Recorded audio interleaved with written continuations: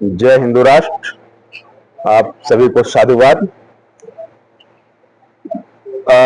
राम पर हमारी चेतना कुछ कहना चाहती है और यहीं से हम प्रारंभ अपनी बातों को करना चाहते हैं। दोनों हाथ जुड़ते हैं, प्रणाम बन जाते हैं। संकल्पों की पूर्ण वेदी पे हर काम बन जाते हैं। अगर मन है मानस के केंद्र में तो परपीड़ा पीने वाले स्वयं राम बन जाते हैं। आज के कथाकथित दौर में जो हमारे मित्रगण हैं, बंधु हैं, या समाज में जो तत्कालीन गतिविधियां हैं, कहीं ना कहीं चेतना आहत होती है, कहीं ना कहीं हृदय आहत होता है। हमारे जीवन का यह एक नया प्रारंभ है। तो शुरुआत अटल जी की चंद लाइनों से करना चाहेंगे कि एक ध्येय है, एक लक्ष्य है, जब तक ध्येय ना पूरा होगा तब तक पक्की गति ना रुकेगी। आज कहे चाहे कुछ भी दुनिया, कल को बिना झुके ना रहेगी।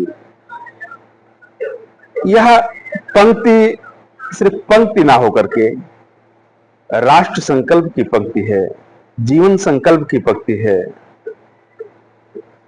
एक ऊर्ध्वगामी आयाम है।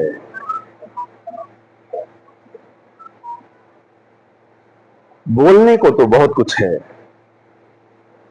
लेकिन कम शब्दों में अपनी बात को रखने के लिए सुव्यवस्थित तरीके से समाज की व्यथा प्रस्तुत करना चाहूंगा बाबा भारती और खड़क सिंह की एक छोटी सी कहानी से। बाबा भारती एक सूरवीर योद्धा, खड़क सिंह एक सूरवीर डाकू।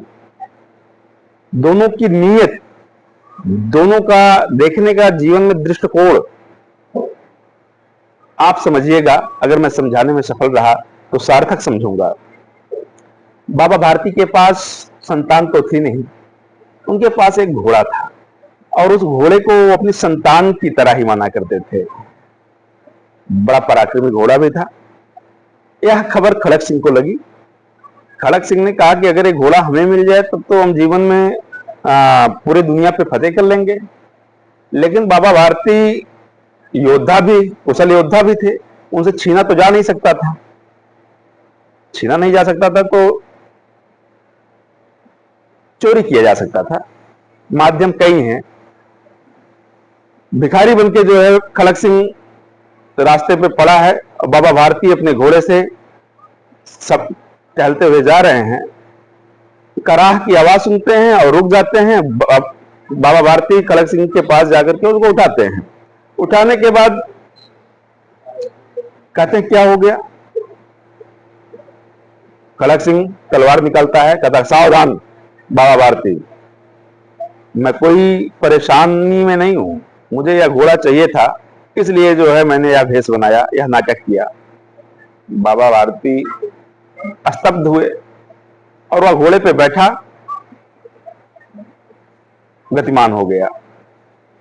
बाबा भारती ने कहा रुको खड़क सिंह, जाओ घोड़ा ले जाओ, लेकिन इतना ध्यान देना समाज में जाकर के कतई ये मत बताना यह घोड़ा हमने लिया कैसे बाबा भारती से।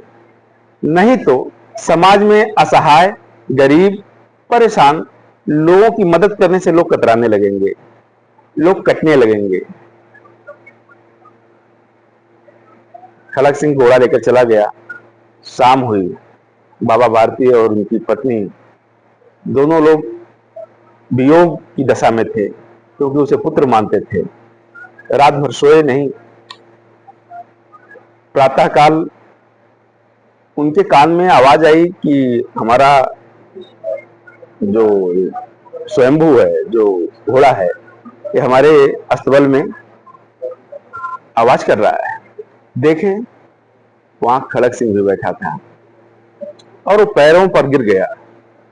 कहा बाबा भारती, आपकी इन बातों ने मुझे रात भर सोने नहीं दिया कि जो व्यक्ति अपने प्राणों से ज्यादा प्रिय घोड़े को देने के वियोग में नहीं है, देने के दुख में नहीं है, लेकिन समाज को नुकसान ना पहुंचे, क्या संदेश दे रहा है, यह निवेदन कर रहा है। तो मेरे कहने का तात्पर्य है सभी बंधुओं से, सभी सामाजिक लोगों से, कोई भी ऐसा कृत्य ना करिए जिससे व्यक्तिगत आपकी हानि ना होकर के सामाजिक हानि हो जाए।